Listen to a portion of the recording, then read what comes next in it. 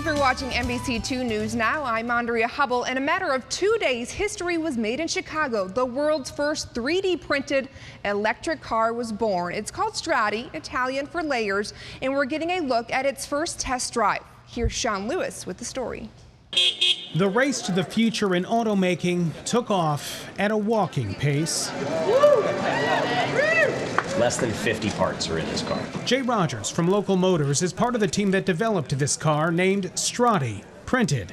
Yes, printed in less than 2 days. The team started with these carbon fiber plastic beads from Cincinnati Incorporated and using their large 3D printer, which they set up right here at McCormick Place to make the body layer by layer. Oak Ridge National Labs is also part of the team for the Strati, which has a whisper-quiet electric motor. Some of these will be made with internal combustion motors that run on diesel or petrol, and some of these will be made with the current status of electric motors, like this one is, and some of them will be made with powertrains that we haven't even seen yet. After that, it was time for the test drive. Jay took the controls for the first spin, but it wasn't long. Ready to go? Until he took the big risk. 4 miles an hour. Watch out, Chicago. We have a renegade news anchor. And let me get behind the wheel. You know, I haven't had so many people watch me drive since I was getting my first driver's license. You can only imagine the looks, the photos, as I whipped around at a glacial pace, coming nowhere close to the top speed of 40 miles an hour. Still, it's a thrill to drive a printed car that didn't even exist 2 days ago.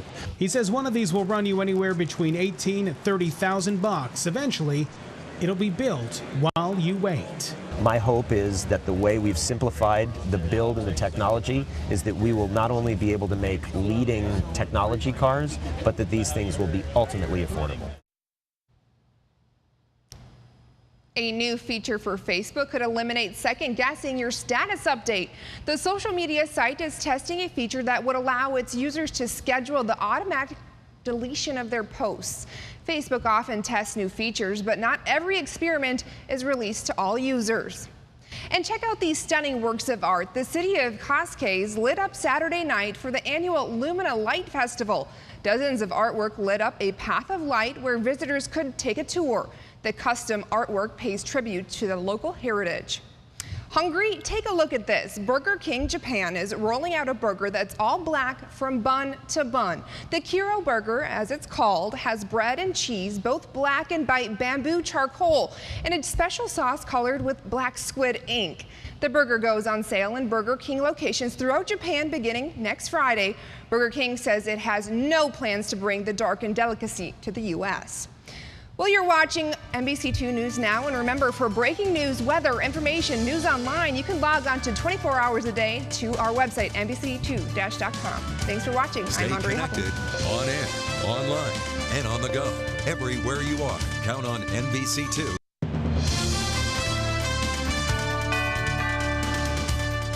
Thank you for watching NBC2 News Now. I'm Andrea Hubble. Here are the top stories right now. Another car goes up in flames in Southwest Florida neighborhood. This marks the 6th in the past month alone.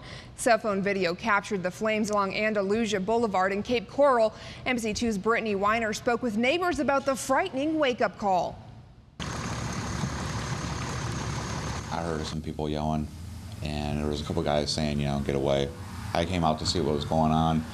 Saw the truck was on fire. That truck just 2 doors down from Michael Cisco's home in Cape Coral. Probably within a minute after I walked out the door, Cape Coral PD was on scene. The truck's owner says he found his truck on fire around 3 o'clock this morning, right here in his driveway off Andalusia Boulevard in Cape Coral.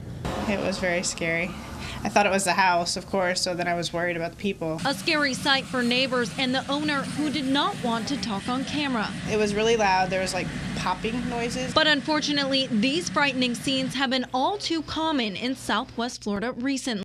I saw police cars circling back behind the house, so I don't know if maybe they were chasing someone.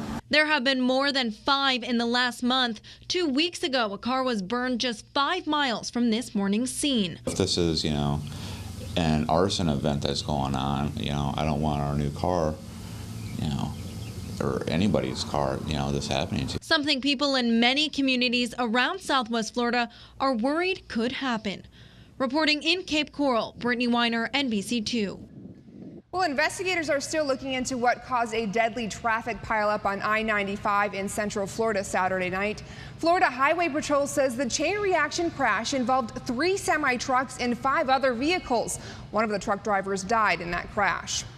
The White House says it's making progress in building an international coalition to fight the terror group ISIS, insisting this will not be another Iraq or Afghanistan. But critics think otherwise. NBC Brian Moore has a story from Washington. In the Middle East, to enlist allies in the fight against ISIS terrorists, Secretary of State John Kerry says he is encouraged. We have countries in this region, countries outside of this region, in addition to the United States, all of whom are prepared to engage in military assistance, in actual strikes, if that is what it requires. Kerry says some have even offered to put boots on the ground, but the administration insists that is not the strategy, at least not yet. This is something that's going to be concerted, targeted, and it's a war we have to win. A war against an army that could be 30,000 strong, that reminded the world of its brutality this weekend with a new beheading video. I think it's important to send a clear signal to our enemy, but also to our allies in the region, that we will destroy and defeat ISIS wherever they exist. This is a turning point in the war on terror. Our strategy will fail yet again. This president needs to rise to the occasion before we all get killed back here at home. An NBC News Wall Street Journal poll out Sunday shows 62% of Americans support President Obama's decision to fight ISIS, but 68% don't believe it will work. Brian Moore, NBC News, Washington. Now, that same poll shows only 34% approve of the president's handling of foreign policy. The White House wants Syrians to fight ISIS on its own turf, but insists there will be no coordination with the Syrian government. We're hearing calls for help just moments after a gunman ambushed 2 state troopers in Pennsylvania, killing one and critically injuring the other. Under fire. We're moving the landing zone to the middle school. British report, you're under fire. Tonight, troopers are still trying to track down the gunman. A manhunt is underway. Hundreds of officers from multiple agencies, including New York and New Jersey, are involved on the hunt, on the ground and in the air. We're all sort of on pins and needles. We saw a lot of state police. There were some ambulances. So far, no arrests, but police say they are interviewing hundreds of people. Tonight, a reward for arrests has been increased to $50,000. Happening this week, Fort Myers City Council is set to discuss plans to build 2 new high-rises in downtown Fort Myers. Developer Mark Sullivan is planning the project along West 1st Street near Joe's Crab Shack. Plans include condos on the higher floors with stores and parking on the bottom. Part of the reason why we bought this restaurant was because of the fact that the hotel was going to go across the street. City Council is scheduled to discuss the option tomorrow. If approved, construction would be complete within 10 years. Tonight, it's the final push for incorporation in Estero. A group is looking to turn the area into the village of Estero, complete with a mayor and town council. NBC2's Ty Russell picks up the story. Mary Prentice is not sure yet about the idea of the village of Estero. I just need to learn a little bit more before I'm 100% sure on how to vote. Neighbors behind Estero's incorporation want to win over folks like Prentice and her husband. We're undecided right now, but we're watching. But it's a yes vote for Nick Betos, who has been leading incorporation efforts for nearly 2 years. We've done about all we can do. We are going to be making, as I said, the last push.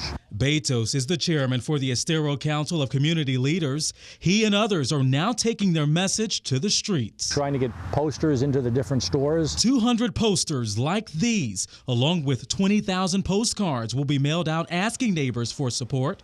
But voters like Nancy Schmidt won't need them. Her mind is already made up. Things are happening in this town, and I think it would be better for us to be, on our own. Leaders behind the village of Estero have laid out a development plan to help voters see a future and also help sway them at the polls. Betos hopes to see a town center and buildings with shops on the bottom and condos on top if voters approve an incorporation vote. And if it's a no in November, even after all this hard work, there's no hard feelings from Betos. That if the people want it, it's the right thing. If the people don't want it, it's the right thing also. In Estero, Ty Russell, NBC2.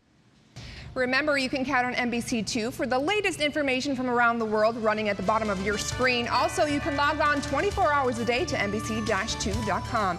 I'm Andrea Hubble, and thank you for watching. Stay connected on air.